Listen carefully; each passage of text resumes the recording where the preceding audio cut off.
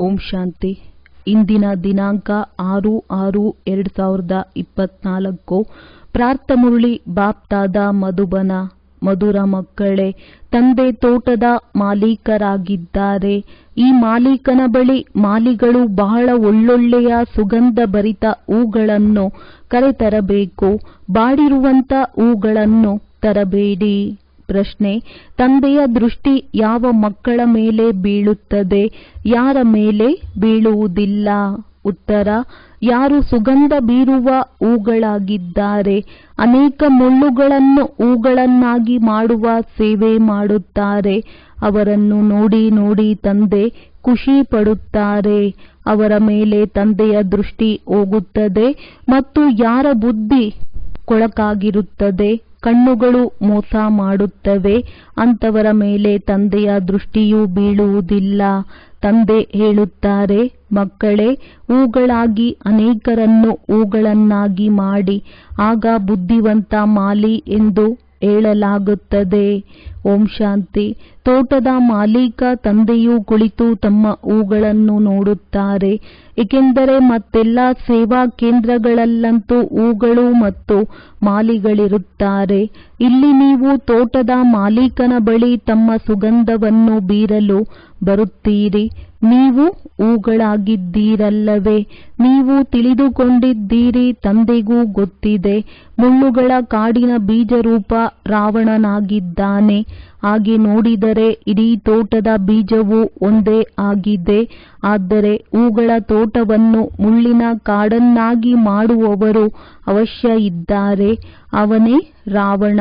ಅಂದ ಮೇಲೆ ನಿರ್ಣಯ ಮಾಡಿ ತಂದೆ ಸರಿಯಾದ ಮಾತನ್ನು ತಿಳಿಸುತ್ತಾರೆ ಅಲ್ಲವೇ? ದೇವತಾರೂಪಿ ತೋಟದ ಬೀಜರೂಪ ತಂದೆ ಆಗಿದ್ದಾರೆ. ನೀವೀಗ ದೇವಿ ದೇವತೆ ಆಗುತ್ತಿದ್ದೀರಿ ಅಲ್ಲವೇ? ಇದು ಪ್ರತಿಯೊಬ್ಬರಿಗೂ ತಿಳಿದಿದೆ.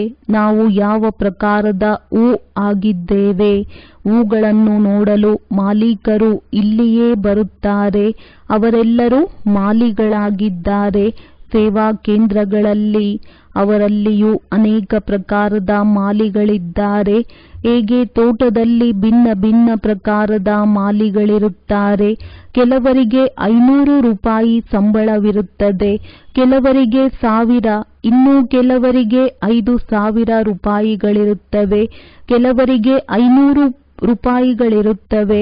ಮೊಘಲ್ ಗಾರ್ಡನ್ನ ಮಾಲಿ ಅವಶ್ಯವಾಗಿ ಬಹಳ ಬುದ್ಧಿವಂತನಿರುತ್ತಾನೆ. ಅವನ ಸಂಬಳವೂ ಹೆಚ್ಚಿರುತ್ತದೆ. ಇದು ಬೇಹದ್ದಿನ ಅತಿ ದೊಡ್ಡ ಹೂದೋಟವಾಗಿದೆ. ಅದರಲ್ಲಿಯೂ ಅನೇಕ ಪ್ರಕಾರದ ನಂಬರ್ವಾರ್ ಮಾಲಿಗಳಿದ್ದಾರೆ. ಯಾರು ಬಹಳ ಒಳ್ಳೆಯ ಮಾಲಿಗಳಿರುತ್ತಾರೆ, ಅವರು ಹೂದೋಟವನ್ನು ಬಹಳ ಶೋಭಾಯಮಾನವಾಗಿಡುತ್ತಾರೆ. ಒಳ್ಳೊಳ್ಳೆಯ ಹೂ ಗಿಡಗಳನ್ನಿಡುತ್ತಾರೆ. ಹೇಗೆ ಗವರ್ನಮೆಂಟ್ ಹೌಸ್ನ ಮೊಘಲ್ ಗಾರ್ಡನ್ ಎಷ್ಟು ಚೆನ್ನಾಗಿದೆ, ಹಾಗೆಯೇ ಇದು ಬೇಹದ್ದಿನ ಹೂದೋಟವಾಗಿದೆ. ಒಬ್ಬರೇ ತೋಟದ ಮಾಲೀಕರಾಗಿದ್ದಾರೆ. ಈಗ ಮುಳ್ಳುಗಳ ಕಾಡಿನ ಬೀಜ ರಾವಣ ಆಗಿದ್ದಾನೆ ಮತ್ತು ಹೂದೋಟದ ಬೀಜ ಶಿವ ತಂದೆಯಾಗಿದ್ದಾರೆ. ಆಸ್ತಿಯು ತಂದೆಯಿಂದ ಸಿಗುತ್ತದೆ. ರಾವಣನಿಂದ ಆಸ್ತಿ ಸಿಗುವುದಿಲ್ಲ. ರಾವಣನು ಶಾಪ ಕೊಡುತ್ತಾನೆ. ಯಾವಾಗ ಶಾಪಿತರಾಗುತ್ತಾರೆ ಆಗ ಸುಖ ಕೊಡುವವರನ್ನು ನೆನಪು ಮಾಡುತ್ತಾರೆ, ಏಕೆಂದರೆ ಅವರು ಸುಖದಾತ, ಸದಾ ಸುಖ ನೀಡುವವರಾಗಿದ್ದಾರೆ. ಮಾಲಿಗಳು ಕೂಡ ಭಿನ್ನ ಭಿನ್ನ ಪ್ರಕಾರದವರಿರುತ್ತಾರೆ.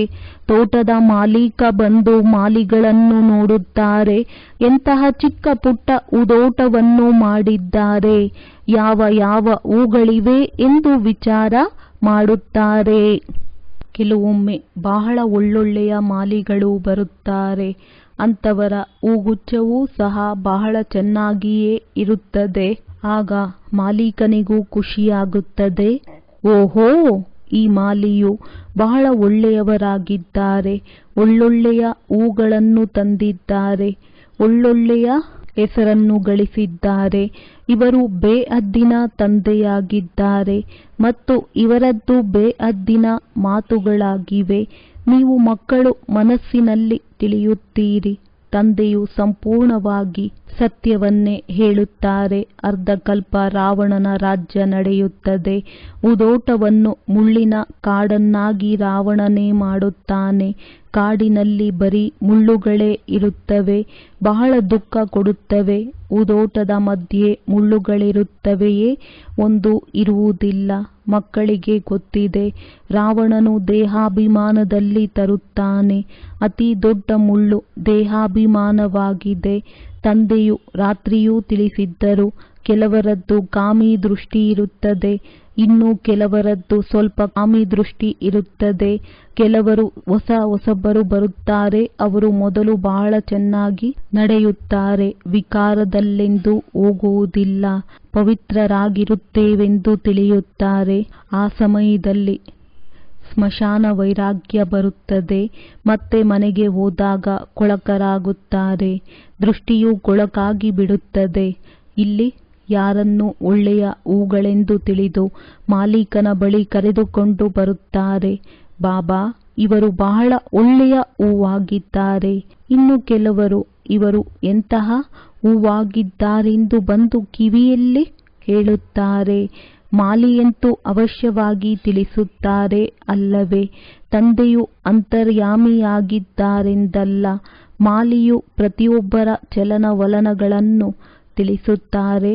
ಬಾಬಾ, ಇವರ ದೃಷ್ಟಿ ಚೆನ್ನಾಗಿಲ್ಲ, ಇವರ ಚಲನೆ ಶ್ರೇಷ್ಠವಾಗಿಲ್ಲ, ಇವರು 10-20% ಸುಧಾರಣೆಯಾಗಿದ್ದಾರೆ.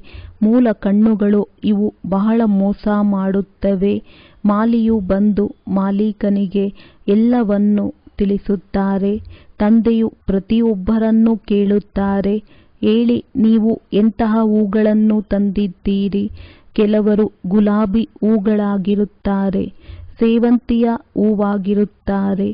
ಕೆಲವರು ಎಕ್ಕದ ಹೂಗಳಂತಿರುವವರನ್ನು ಕರೆತರುತ್ತಾರೆ. ಇಲ್ಲಿ ಬಹಳ ಎಚ್ಚರದಿಂದ ಇರುತ್ತಾರೆ. ಕಾಡಿಗೆ ಹೋದ ನಂತರ ಬಾಡಿ ಹೋಗುತ್ತಾರೆ. ಇವರು ಯಾವ ಪ್ರಕಾರದ ಹೂವೆನ್ನುವುದನ್ನು ನೋಡುತ್ತಾರೆ. ಮಾಯೆಯೂ ಸಹ ಈ ರೀತಿ ಇದೆ. ಅದು ಮಾಲಿಗಳಿಗೂ ಸಹ ಜೋರಾಗಿ ಏಟನ್ನು ಕೊಡುತ್ತದೆ. ಅದರಿಂದ ಮಾಲಿಗಳು ಸಹ ಮುಳ್ಳುಗಳಂತಾಗುತ್ತಾರೆ. ಮಾಲೀಕನು ಬಂದಾಗ ಮೊಟ್ಟಮೊದಲು ಉದೋಟವನ್ನು ನೋಡುತ್ತಾರೆ, ಮತ್ತೆ ಕುಳಿತು ಅದರ ಶೃಂಗಾರ ಮಾಡುತ್ತಾರೆ. ಮಕ್ಕಳೇ, ಎಚ್ಚರದಿಂದಿರಿ, ದೋಷಗಳನ್ನು ತೆಗೆಯಿರಿ, ಇಲ್ಲವಾದರೆ ಬಹಳ ಪಶ್ಚಾತ್ತಾಪ ಪಡಬೇಕಾಗುತ್ತದೆ. ತಂದೆಯು ಲಕ್ಷ್ಮೀ ನಾರಾಯಣರನ್ನಾಗಿ ಮಾಡಲು ಬಂದಿದ್ದಾರೆ ಅಂದ ಮೇಲೆ ದೇವತೆಗಳಾಗುವ ಬದಲು ನೌಕರರಾಗುವುದೇ? ನಾವು ಅಂತಹ ಶ್ರೇಷ್ಠರು ಯೋಗ್ಯರಾಗುತ್ತಿದ್ದೇವೆಯೇ ಎಂದು ಪರಿಶೀಲನೆ ಮಾಡಿಕೊಳ್ಳಬೇಕು. ಇದಂತೂ ಮಕ್ಕಳಿಗೆ ತಿಳಿದಿದೆ. ಮುಳ್ಳುಗಳ ಕಾಡಿನ ಬೀಜ ರಾವಣ ಆಗಿದ್ದಾರೆ, ಉದೋಟದ ಬೀಜ ರಾಮನಾಗಿದ್ದಾನೆ. ಇವೆಲ್ಲ ಮಾತುಗಳನ್ನು ತಂದೆ ತಿಳಿಸುತ್ತಾರೆ. ಆದರೂ ಸಹ ತಂದೆ ಶಾಲೆಯ ವಿದ್ಯಾಭ್ಯಾಸದ ಮಹಿಮೆ ಮಾಡುತ್ತಾರೆ. ಈ ವಿದ್ಯೆಯು ಒಳ್ಳೆಯದಾಗಿದೆ, ಏಕೆಂದರೆ ಅದು ಆದಾಯದ ಮೂಲವಾಗಿದೆ. ಗುರಿ ಉದ್ದೇಶವಿರುವುದಿಲ್ಲ. ನಿಮ್ಮದು ನರನಿಂದ ನಾರಾಯಣರಾಗುವ ಒಂದೇ ಗುರಿಯಾಗಿದೆ. ಭಕ್ತಿ ಮಾರ್ಗದಲ್ಲಿ ಸತ್ಯನಾರಾಯಣನ ಕತೆ ಬಹಳ ಕೇಳುತ್ತಾರೆ. ಪ್ರತಿ ತಿಂಗಳು ಬ್ರಾಹ್ಮಣರನ್ನು ಕರೆಸುತ್ತಾರೆ. ಬ್ರಾಹ್ಮಣರು ಗೀತೆಯನ್ನು ತಿಳಿಸುತ್ತಾರೆ.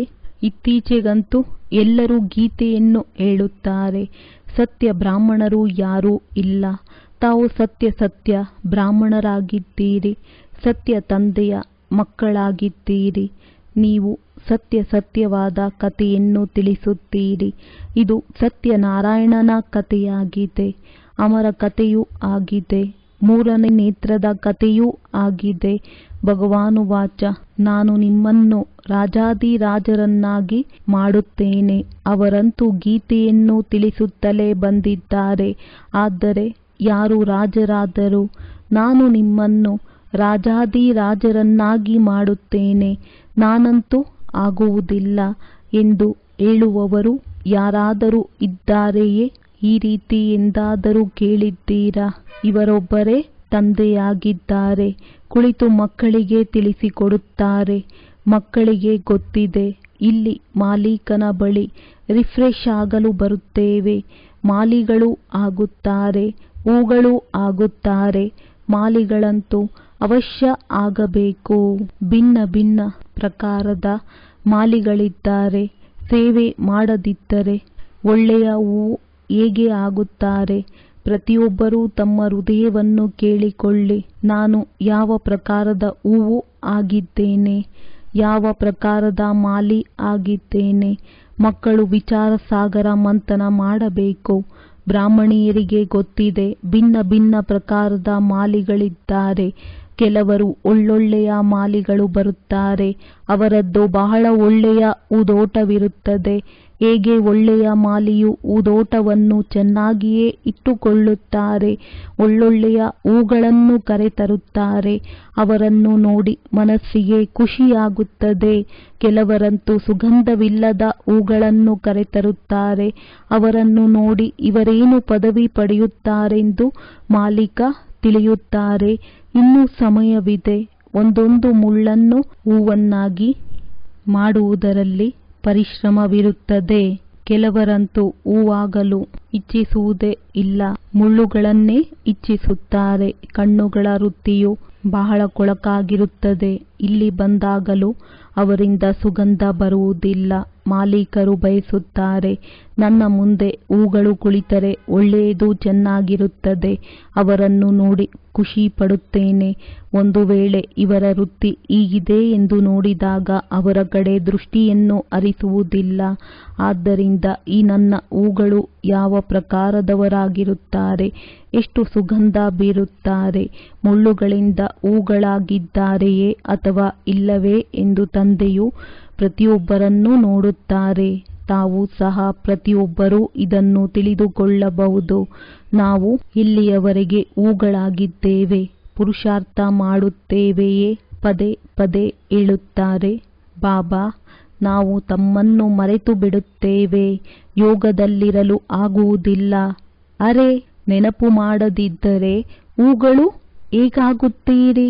ನೆನಪು ಮಾಡಿದರೆ ಪಾಪವು ತುಂಡಾಗುತ್ತದೆ. ಆಗ ಹೂಗಳಾಗಿ ಅನ್ಯರನ್ನು ಹೂವನ್ನಾಗಿ ಮಾಡುತ್ತೀರಿ. ಆಗ ಮಾಲಿ ಎಂದು ಹೆಸರಿಡಬಹುದು. ತಂದೆಗೆ ಮಾಲಿಯ ಅವಶ್ಯಕತೆ ಇದೆ. ಯಾರಾದರೂ ಮಾಲಿಗಳಿದ್ದೀರಾ? ಮಾಲಿಗಳಾಗಲು ಏಕೆ ಸಾಧ್ಯವಿಲ್ಲ? ಬಂಧನವನ್ನಂತೂ ಬಿಡಬೇಕು. ಒಳಗೆ ಇಚ್ಛೆಯೂ ಬರಬೇಕು. ಸೇವೆಯ ಉಲ್ಲಾಸವಿರಬೇಕು. ತಮ್ಮ ರೆಕ್ಕೆಗಳನ್ನು ಶಕ್ತಿಶಾಲಿ ಮಾಡಲು ಶ್ರಮ ಪಡಬೇಕು. ಯಾರಲ್ಲಿ ಪ್ರೀತಿ ಇದೆಯೋ ಅವರನ್ನು ಬಿಡಲಾಗುತ್ತದೆಯೇ ತಂದೆಯ ಸೇವೆಗಾಗಿ? ಎಲ್ಲಿಯವರೆಗೆ ಹೂವಾಗಿ ಅನ್ಯರನ್ನು ಮಾಡಲಿಲ್ಲವೋ ಅಲ್ಲಿಯವರೆಗೆ ಶ್ರೇಷ್ಠ ಪದವಿಯನ್ನು ಪಡೆಯಲು ಹೇಗೆ ಸಾಧ್ಯ? ಇದು 21 ಜನ್ಮಗಳಿಗೆ ಶ್ರೇಷ್ಠ ಪದವಿಯಾಗಿದೆ. ಮಹಾರಾಜರು, ರಾಜರು, ದೊಡ್ಡ ದೊಡ್ಡ ಸಾಹುಕಾರರು ಇದ್ದಾರೆ. ಮತ್ತೆ ನಂಬರ್ ವಾರಾಗಿ ಕಡಿಮೆ ಸಾಹುಕಾರರು ಇದ್ದಾರೆ, ಪ್ರಜೆಗಳು ಇದ್ದಾರೆ. ಹಾಗಾದರೆ ನಾವು ಏನಾಗಬೇಕು?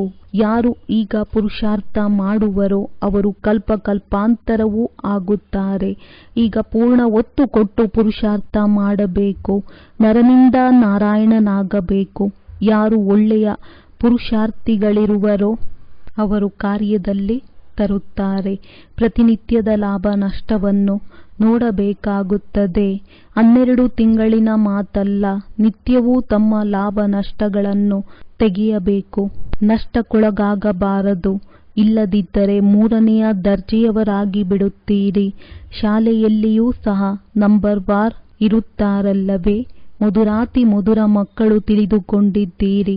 ನಮ್ಮ ಬೀಜವು ವೃಕ್ಷಪತಿಯಾಗಿದ್ದಾರೆ. ಅವರ ಬರುವಿಕೆಯಿಂದ ನಮ್ಮ ಮೇಲೆ ಬೃಹಸ್ಪತಿಯ ದಶೆ ಬೀರುತ್ತದೆ. ನಂತರ ರಾವಣ ರಾಜ್ಯ ಬಂದಾಗ ರಾವು ದಶೆ ಕುಳಿತುಕೊಳ್ಳುತ್ತದೆ. ಅದು ಅತ್ಯಂತ ಶ್ರೇಷ್ಠ, ಇದು ಅತ್ಯಂತ ಕನಿಷ್ಠ. ಒಮ್ಮೆಲೆ ಶಿವಾಲಯದಿಂದ ವೇಶ್ಯಾಲಯವನ್ನಾಗಿ ಮಾಡಿಬಿಡುತ್ತಾರೆ. ಈಗ ನೀವು ಮಕ್ಕಳ ಮೇಲೆ ಬೃಹಸ್ಪತಿಯ ದಶೆ ಇದೆ. ಹೊಸ ವೃಕ್ಷವಾಗಿರುತ್ತದೆ. ನಂತರ ಅರ್ಧದಿಂದ ಹಳೆಯದು ಪ್ರಾರಂಭ ಆಗುತ್ತದೆ. ಪ್ರತಿಯೊಬ್ಬ ಮಾಲಿಯು ಹೂವನ್ನು ಕರೆತರುತ್ತಾರೆ.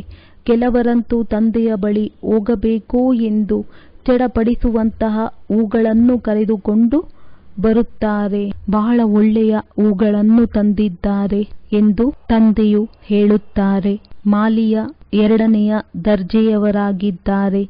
ಮಾಲೆಗಿಂತ ಹೂಗಳು ಒಳ್ಳೆಯವರಿರುತ್ತಾರೆ. ನಮ್ಮನ್ನು ಇಷ್ಟು ಶ್ರೇಷ್ಠ ವಿಶ್ವದ ಮಾಲೀಕರನ್ನಾಗಿ ಮಾಡುವ ತಂದೆಯ ಬಳಿ ಹೋಗಬೇಕೆಂದು ಚಡಪಡಿಸುತ್ತಾರೆ. ಮನೆಯಲ್ಲಿ ಪೆಟ್ಟು ತಿಂದರೂ ಸಹ ಶಿವಬಾಬಾ ನಮ್ಮ ರಕ್ಷಣೆ ಮಾಡಿದರೆಂದು ಹೇಳುತ್ತಾರೆ. ಅವರನ್ನೇ ಸತ್ಯ ದ್ರೌಪದಿಯರೆಂದು ಹೇಳಲಾಗುತ್ತದೆ. ಯಾವುದು ಕಳೆದು ಹೋಗಿದೆ ಅದು ಪುನರಾವರ್ತನೆಯಾಗಬೇಕಾಗಿದೆ. ನೆನ್ನೆ ಕರೆದಿರಲ್ಲವೇ? ಆದ್ದರಿಂದ ತಂದೆ ಇಂದು ರಕ್ಷಣೆ ಮಾಡಲು ಬಂದಿದ್ದಾರೆ. ಹೀಗೆ ಜ್ಞಾನದ ಧ್ವನಿ ಮಾಡಿರಿ ಎಂದು ಯುಕ್ತಿಗಳನ್ನು ತಿಳಿಸುತ್ತಾರೆ. ನೀವು ಭ್ರಮರಿಗಳಾಗಿದ್ದೀರಿ, ಅವರು ಕೀಟಗಳಾಗಿದ್ದಾರೆ. ಅವರಿಗೆ ಜ್ಞಾನದ ಧ್ವನಿ ಮಾಡುತ್ತೀರಿ. ಭಗವಾನು ವಾಚ ಕಾಮ ಮಹಾಶತ್ರುವಾಗಿದೆ. ಅದನ್ನು ಜಯಿಸುವುದರಿಂದ ವಿಶ್ವದ ಮಾಲೀಕರಾಗುತ್ತೀರಿ. ಕೆಲವು ಸಮಯದಲ್ಲಿ ಅಬಲೆಯರ ಮಾತು ನಾಟುತ್ತದೆ, ಆಗ ತಣ್ಣಗಾಗುತ್ತಾರೆ. ಒಳ್ಳೆಯದು, ಬಲೆ ಹೋಗಿ. ಈ ರೀತಿ ಮಾಡುವವರ ಬಳಿ ಬಲೆ ಹೋಗಿ. ನನ್ನ ಅದೃಷ್ಟದಲ್ಲಿ ಅಂತೂ ಇಲ್ಲ, ನೀವಾದರೂ ಹೋಗಿ ಎಂದು ಹೇಳುತ್ತಾರೆ. ಹೀಗೆ ದ್ರೌಪದಿಯರು ಕೂಗುತ್ತಾರೆ. ತಂದೆಯು ಬರೆಯುತ್ತಾರೆ, ಜ್ಞಾನದ ಭೂಭೂ ಮಾಡಿ. ಕೆಲವು ಸ್ತ್ರೀಯರು ಎಂತೆಂಥವರೂ ಇರುತ್ತಾರೆ ಎಂದರೆ ಅವರಿಗೆ ಶೂರ್ಪನಖಿ ಪೂತನಿ ಎಂದು ಹೇಳಬೇಕಾಗುತ್ತದೆ. ಪುರುಷರು ಅವರಿಗೆ ಭೂಭೂ ಮಾಡುತ್ತಾರೆ. ಅವರು ಇನ್ನೂ ಕೀಟಗಳಾಗಿ ಬಿಡುತ್ತಾರೆ. ವಿಕಾರವಿಲ್ಲದೆ ಇರುವುದಕ್ಕೆ ಆಗುವುದಿಲ್ಲ. ಹೂದೋಟದ ಮಾಲೀಕನ ಬಳಿ ಭಿನ್ನ ಭಿನ್ನ ಪ್ರಕಾರದವರು ಬರುತ್ತಾರೆ. ಮಾತೆ ಕೇಳಬೇಡಿ. ಕೆಲವರು ಕನ್ಯೆಯರೂ ಸಹ ಮುಳ್ಳುಗಳಾಗುತ್ತಾರೆ. ಆದ್ದರಿಂದ ತಂದೆಯು ತಿಳಿಸುತ್ತಾರೆ, ತಮ್ಮ ಜನ್ಮ ಪತ್ರಿಯನ್ನು ತಿಳಿಸಿ. ತಂದೆಗೆ ತಿಳಿಸುವುದೇ ಇಲ್ಲ. ಮುಚ್ಚಿಡುತ್ತಾರೆಂದರೆ ಅದು ವೃದ್ಧಿಯಾಗುತ್ತದೆ. ಇಲ್ಲಿ ಅಸತ್ಯವು ನಡೆಯಲು ಸಾಧ್ಯವಿಲ್ಲ. ನಿಮ್ಮ ವೃತ್ತಿಯು ಇನ್ನೂ ಹಾಳಾಗುತ್ತಲೇ ಹೋಗುವುದು. ತಂದೆಗೆ ತಿಳಿಸುವುದರಿಂದ ಪಾರಾಗುತ್ತೀರಿ. ವಿಕಾರಿಗಳಾಗುವವರ ಮುಖ ಕಪ್ಪಾಗುತ್ತದೆ. ಪತಿತರೆಂದರೆ ಕಪ್ಪು ಮುಖ. ಕೃಷ್ಣನಿಗೂ ಶ್ಯಾಮ ಸುಂದರ ಎಂದು ಹೇಳುತ್ತಾರೆ. ಕೃಷ್ಣನನ್ನು ಕಪ್ಪಾಗಿ ಮಾಡಿದ್ದಾರೆ.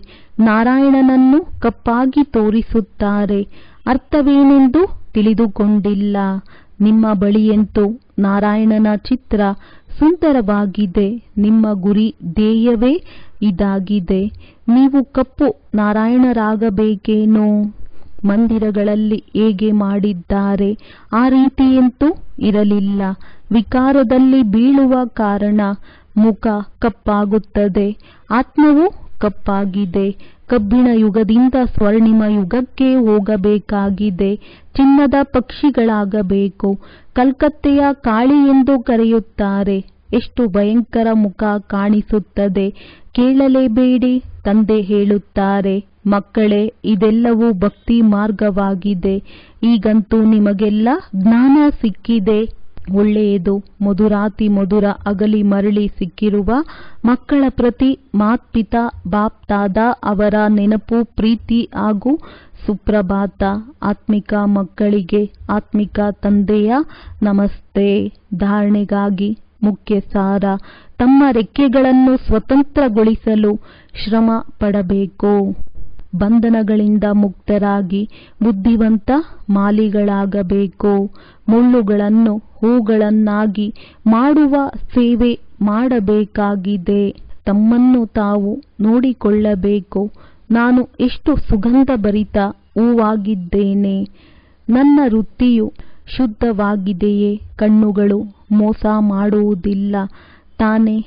ತಮ್ಮ ನಡೆ ನುಡಿಯ ಚಾರ್ಟನ್ನಿಟ್ಟು ಕೊರತೆಗಳನ್ನು ತೆಗೆಯಬೇಕಾಗಿದೆ. ವರದಾನ: ಸ್ವರಾಜ್ಯ ಅಧಿಕಾರದ ನಶೆ ಮತ್ತು ನಿಶ್ಚಯದಿಂದ ಸದಾ ಶಕ್ತಿಶಾಲಿಗಳಾಗುವಂತಹ ಸಹಜ ಯೋಗಿ, ನಿರಂತರ ಯೋಗಿ ಭವ.